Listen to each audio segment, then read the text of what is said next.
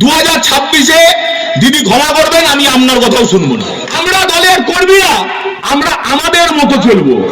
দিদির কথা আমরা 2 মাস শুনবো না। দিদি আমাদের ক্ষমা করবেন। মঞ্চে দাঁড়িয়ে বললাম, অন রেকর্ড বললাম, প্রেস আছেন, রেকর্ড করছেন, অন রেকর্ড বললাম। কারণ আমি মারের বদলা মারে বিশ্বাসী, মারকে বদলা মার। আমি এখানকার বিজেপির নেতাদের বলছি, আর চুরি ছিনতাই তো দূরের কথা, জ্যান্ত এই মাটিতে কবর দেবো, মাইক ধরে বলে গেলাম। আর সিপিএমই তো আজকে ড্রেস চেঞ্জ করে ভারতীয় জনতা পার্টি। আপনারা মিটিং করুন, মিছিল করুন, আমার কোনো বাধা নেই, কিন্তু বিহার ইউপি থেকে নেতা নিয়ে এসে বাংলার বুকে ষড়যন্ত্র করবেন, চক্রান্ত করবেন, আর বিহার ইউপিতে বাংলায় কথা বলার জন্য মারধর হবে। যেদিন মিটিং করবেন তার পরের দিন আপনার ঘর আমি দাঁড়িয়ে থেকে ভেঙে দেবো। আমি 2021-এ দিদি আমাদের বারণ করেছিলেন বলে আমি ছেড়ে দিয়েছিলাম। 2026-এ দিদি ক্ষমা করবেন, আমি আপনার কথাও শুনবো না। 2026-এ আমরা দলের কর্মীরা আমরা আমাদের মতো চলবো।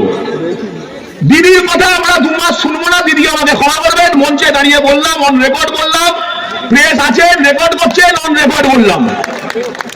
তার কারণ বারের একটা সীমা আছে, নোংরামির একটা সীমা আছে।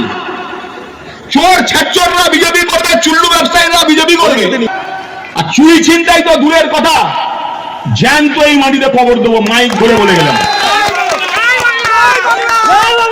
তার কারণ এটা চলতে পারেনি।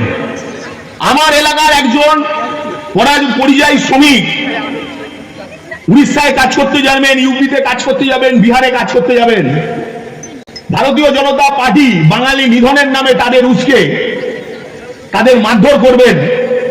কাউকে রাতের অন্ধকারে বাংলাদেশ বর্ডারে পাঠিয়ে দেবেন প্রসূতি মহিলাকে, আর আপনি এখানে এসে বড় বড় পাতলা মারবেন। ভুলে যাবেন না, বাঙালিতে কিন্তু একজন জন্মেছিল, তার নাম নেতাজি সুভাষচন্দ্র বসু।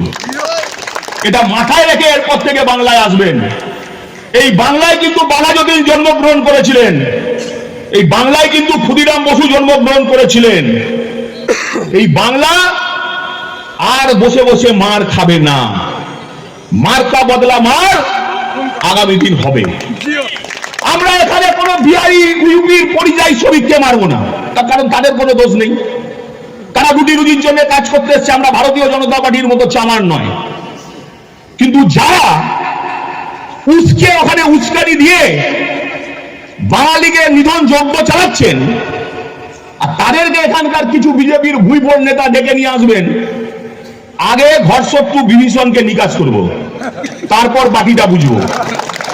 নিজেরা মিছিল মিটিং করুন, ভারতীয় জনতা পার্টির ঝান্ডা লাগিয়ে, আমার কিছু বলার নেই। আপনারা করতেই পারেন, গণতান্ত্রিক দেশে আপনার অধিকার এটা করার, আমি সেই অধিকারে হস্তক্ষেপ করব না।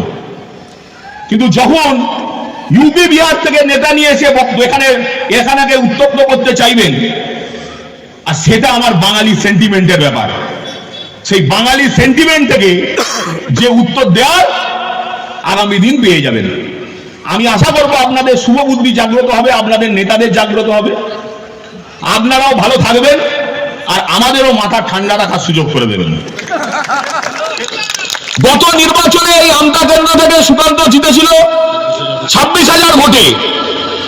আপনারা যদি বিধানসভা কেন্দ্র থেকে 26,000 ভোটও কেটে নেন, সুকান্ত এই বিধানসভা কেন্দ্র থেকে 30,000-এর বেশি ভোটে আগামী নির্বাচনে জিতবে।